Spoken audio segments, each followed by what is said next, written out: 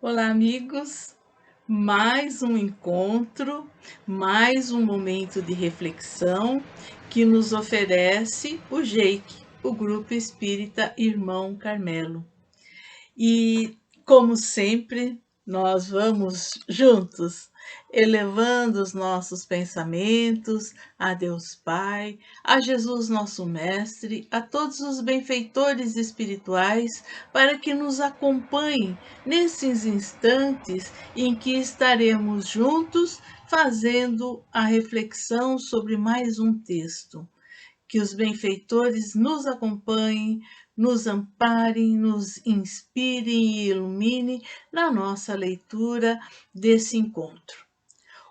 O livro escolhido é um já muito conhecido de todos. É Fonte Viva, o autor é Emmanuel, a psicografia é de Chico e o capítulo é o 109. Esse capítulo 109, Emmanuel se baseou no Evangelho de João, no segundo capítulo, versículo 25, quando ele estava lá no começo da sua jornada missionária, né? E assim, muitas pessoas vendo aquelas situações, né, que ele fazia acontecer, né, os milagres, entre aspas, e queriam ficar perto dele, começar a acreditar nele. Então, João, nesse versículo, ele fala assim: ele bem sabia o que havia no homem. Ele bem sabia o que havia no homem. E o homem, de uma maneira geral, ele não se modificou nestes 2000 anos. Algumas coisas sim, outras tantas não. Então, Emmanuel aproveita e faz um apanhado e nos fala assim: olha, já que já nos foi dito que o Mestre Jesus é o nosso modelo e guia, sigamos a exemplo do Cristo. E ele coloca o seguinte: sim, Jesus não ignorava o que existia no homem, mas nunca se deixou impressionar negativamente. Olha a afirmativa de Emmanuel, ele nunca se deixou impressionar negativamente, o que não acontece conosco, não acontecia naquela época e não acontece ainda hoje. Então, o alerta de Emmanuel é para que, estejamos atentos para que, nas mais diversas situações, sigamos o exemplo do Cristo. Continua Emmanuel. Sabia que a usura morava com Zaqueu, contudo, trouxe-o da sovinice para a benemerência.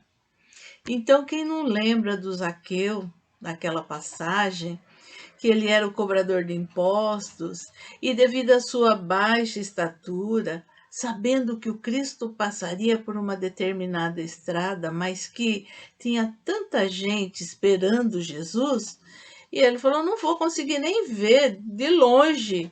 E eu quero conhecer Jesus, eu quero saber mais dele. O que ele fez? Subiu numa árvore, subiu num sicômoro. Assim é que está lá nas Escrituras, né? E Jesus, vendo, falou: Zaqueu, desce, porque importa que hoje tenha pouso na sua casa. Então ele notou. E o que Emmanuel nos diz? Sabia que a usura morava com Zaqueu, contudo, trouxe-o da sovinice para a benevolência. Então, só o fato de Jesus, com toda a sua bondade, com toda a sua luz, com todo o seu magnetismo, chamar Zaqueu pelo nome e dizer, ainda que todo o burburinho do lado dele falasse, mas ele é um cobrador de impostos, né? E como você vai viver, vai conviver com essa pessoa? Mas foi uma crítica muito severa. Até os próprios discípulos criticaram essa atitude de Jesus. Mas lá chegando, Jesus, que já conhecia o coração de Zaqueu, trouxe-o para uma outra realidade onde ele se propõe a reparar tudo, a fazer um monte de coisa. É muito interessante essa passagem, vale a pena a gente buscar ver. Mas vamos ver o que Emmanuel nos diz a seguir. Não desconhecia que Madalena era possuída pelos gênios do mal. Entretanto, renovou-a para o amor puro. E muitas vezes nós não queremos nem contato com as pessoas que nós achamos que estão assim em situações duvidosas. E o exemplo de Jesus está aí. Primeiro foi Zaqueu, com a sovinice dele. Agora Madalena, aquela mulher que todo mundo julgava e apontava e que estava muito cercada de espíritos maldosos, mas Jesus a acolheu e liberou-a, renovando-a para o amor puro. E dentre todos aqueles que seguiam o Mestre, ela era que continha muitas condições ou boas condições de passar o Evangelho do Mestre Jesus. Emmanuel falando, reconheceu a vaidade intelectual de Nicodemos, mas deu-lhe novas concepções da grandeza e da excelsitude da vida. Então, Nicodemos era um doutor da lei e ele não queria ser visto junto com Jesus, porque Jesus era um revolucionário, um subversivo naquela época. E ele, então, pede para que Jesus o receba à noite, quando já acalmou todo o movimento das ruas e tudo mais, para que ele pudesse ir conversar com Jesus. E é quando Jesus dá aquela lição maravilhosa da reencarnação, que Nicodemos fala, como eu, uma pessoa velha, vou poder nascer do ventre da minha mãe?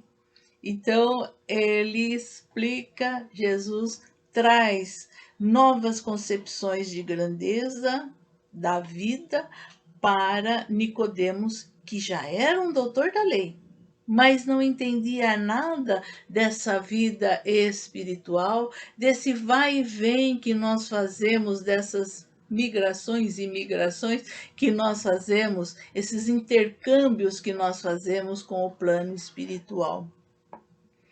Mais um pouquinho ele vai, Emmanuel diz assim, identificou a fraqueza de Simão Pedro. Todavia, pouco a pouco, instala no coração do discípulo a fortaleza espiritual que faria dele o sustentáculo do cristianismo nascente. Então, Pedro era assim como nós, como cada um de nós, uma pessoa muito bruta, muito daquela assim, olha, é olho por olho, dente por dente. Essa é a lei de Moisés. E Jesus foi então, para e passo, devagarinho, trazendo esse coração que tinha um potencial amoroso muito grande para as belezas do Evangelho. Tanto é que ele acaba sendo aquilo que Jesus falou, a pedra fundamental de de toda a doutrina. É a pedra por onde Jesus construiu todo o edifício, todo o arcabouço do cristianismo. E no fundo ele se revelou uma pessoa assim magnânima, serena, amorosa, acolhedora. Basta ver o trabalho que ele fez junto com os homens da Casa do Caminho.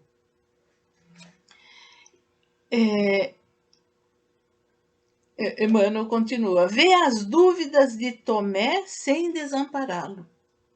Então, depois da ressurreição, né, Jesus vem e Tomé, assim como nós, que muitas vezes falamos, mas nem se visse na minha frente eu ia acreditar. Foi o que Tomé fez naquela época. Falou assim, olha, eu tô vendo, mas se eu não tocar na ferida, né, nas chagas da sua mão, do seu lado, eu não vou acreditar que esse é o mestre que andou conosco, não. E Jesus teve toda a paciência para que ele pudesse tocar-lhe as chagas e confirmar que era mesmo o Mestre Jesus. Então, olha mais um exemplo que Emmanuel nos traz. Conhece a sombra que habita em Judas, sem negar-lhe o culto da afeição. Ele sabia tudo, olha, né? O João já falou, ele sabia o que havia no homem e ele sabe o que há em cada um de nós, mas mesmo assim ele não desiste, ele persiste, ele quer que nós reencontremos o caminho da fé, da verdade, da luz, da vida, enfim. Conhecia Judas de sobejo e não, nem por isso o afastou, de jeito nenhum. Acolheu-o de maneira amorosa. Emmanuel continua dizendo: Jesus preocupou-se, acima de tudo, em proporcionar a cada alma uma visão mais ampla da vida e enquinhoar cada espírito com eficientes recursos de renovação para o bem. E é isso que ele faz ainda hoje nas nossas vidas, nos nossos corações, nas nossas mentes. Ele sabe das nossas deficiências, ele sabe dos nossos percalços, mas ele não desiste de nós. Naquela hora de maior aflição, o que é que nós falamos? Meu Deus, Jesus, me ajude! E ele amorosamente, por saber das nossas imperfeições, estende-nos as mãos amorosas e nos socorre naquela hora de aflição. Não condenes, pois, diz Emmanuel, o próximo, porque nele observes a inferioridade e a imperfeição. A exemplo do Cristo, ajuda quanto possas. Então, ó, a gente pode ver 1001 imperfeições nos outros. Mas, pensando bem, será que elas não refletem os nossos defeitos? Será que o outro não é um espelho para que eu veja as minhas imperfeições, as minhas deficiências? Então, a exemplo do Cristo, ajuda quanto possas. Termina Emmanuel dizendo: o amigo divino sabe o que existe em nós. Ele não desconhece a nossa pesada e escura bagagem do pretérito, nas dificuldades do nosso presente, recheado de hesitações e de erros, mas nem por isso deixa de estender-nos amorosamente as mãos. Então, a mão do Cristo Jesus está sempre estendida em nossas direções quando nós lhe suplicamos ajuda. Certamente que não é ele pessoalmente quem nos socorre, mas a legião de amigos benfeitores, de espíritos benevolentes que acorrem e nos tiram daquela aflição na qual nós estamos mergulhados, por incúria, por imprevidência nossa mesmo. Então, muitas vezes passamos por situações dificílimas, sim, mas nós devemos também olhar como foi o dia de ontem.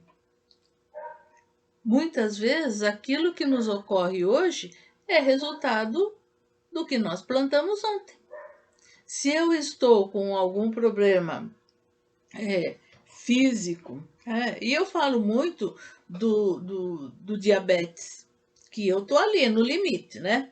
Mas por quê? Pela imprevidência. Eu como tudo que não deve, bebo aquilo que não posso. E aí eu quero estar com o corpo são? Não. A hora que eu tiver a disciplina, né?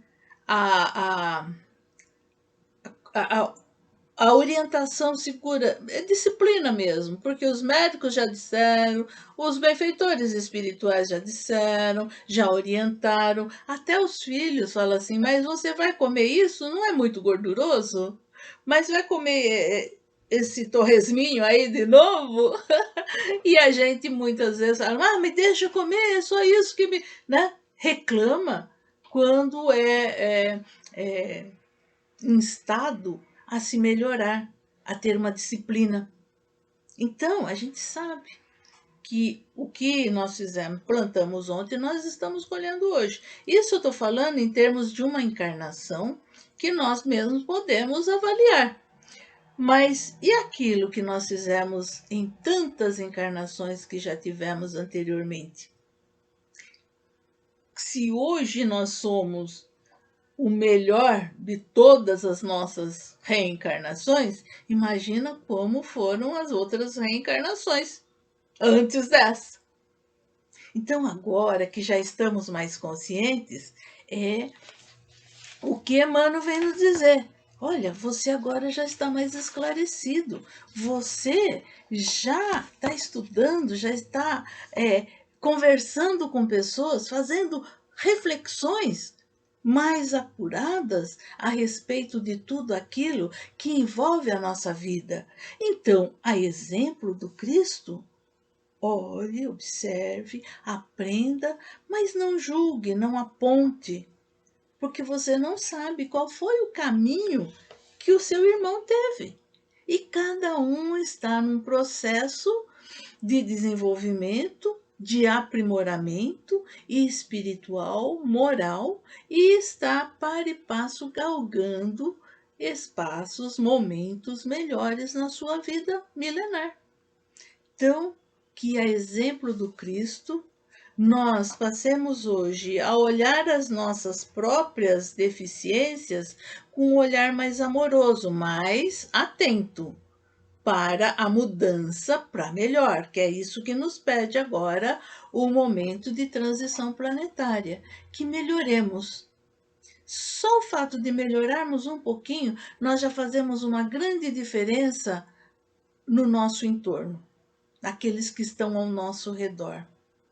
Não é, talvez não seja assim tão perceptível, mas a gente pode sentir na alegria de viver, no contentamento por poder desfrutar de uma encarnação num planeta como esse que nós estamos. Tem suas dificuldades? Tem, porque é um planeta de provas e expiações, mas que é maravilhoso, que tem um sol que nos fornece energia, que tem uma lua que nos traz a suavidade da noite, que tem aquelas brisas que sopram suaves nas nossas inquietações de calor. Temos chuva, temos mar, temos as montanhas, as florestas, os pássaros. Que coisa maravilhosa é esse planeta, não é? Precisamos cuidar de nós agora, de nos melhorarmos. E se pedirmos com firmeza o apoio dos benfeitores espirituais, e se nos propusermos a fazer e a seguir o nosso guia e modelo, nosso paradigma maior, que é o Cristo, com certeza teremos as próximas encarnações melhoradas, reencarnações melhoradas. E mesmo agora, nesta encarnação, nós podemos ver as melhorias. A alegria de viver, de contar com bons amigos encarnados e desencarnados.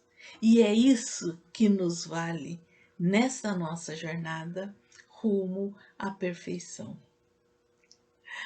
Que a paz do Mestre Jesus se faça em nossas vidas, mas porque começamos a entender um pouquinho, vamos fazer um exercício de melhorar? Vamos vibrar juntos? Então, vibremos por esse planeta maravilhoso que nos recebe, nos agasalha, nos ampara e nos dá a oportunidade de refazimento, de aprendizado. Vamos vibrar por esse país onde nós moramos. Quantas bênçãos, quantas benesses. Somos muito amparados. Vamos vibrar para aqueles lares que estão em desarmonia. Que a paz se faça, pelo menos por alguns instantes, até que possamos conservar essa paz com maior intensidade, com maior frequência nos nossos lares. Por todos os que estão enfermos, nos hospitais ou nos seus próprios lares. Que nesse momento a espiritualidade maior leve um alívio às suas dores e suavize o fardo que carregam. Por todos aqueles que desencarnam neste momento, que possam encontrar os bons amigos na espiritualidade à sua espera para recepcioná-los e orientá-los nesse novo momento. E também por todos aqueles que reencarnam, que possam receber neste planeta todo amor, todo carinho, todas as bênçãos que necessitam, porque serão eles que levarão e conduzirão as gerações futuras. Graças a Deus. Que a paz do Mestre Jesus se faça em nossas vidas, hoje e sempre. Graças a Deus. Até um próximo momento de reflexão. Aguardamos vocês todas as terças-feiras, 20 horas. Não se esqueçam. Grande abraço.